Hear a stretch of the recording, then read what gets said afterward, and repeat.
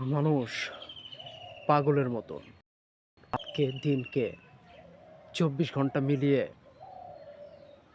সফলতার পিছনে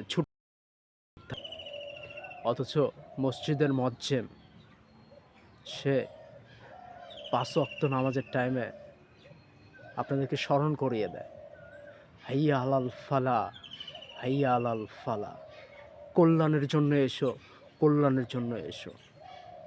আপনি কি ভেবেছেন সে এই যে আপনাদের ৫ ওয়াক্ত নামাজের আগে আজান দেয়, ডাকে, অথচ আপনি এই দিকে সাড়া না দিয়ে আপনি রাতকে দিনকে ২৪ ঘন্টা নিজের শরীরকে, নিজের মেধাকে খাটিয়ে সফলতার পিছনে ছুটছেন।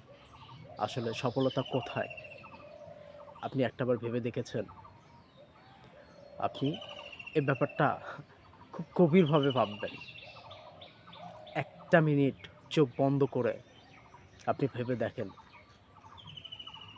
আপনার আমার রব ছাড়া এই পৃথিবীতে আপনি আর কাউকে পাশে পাবেন না।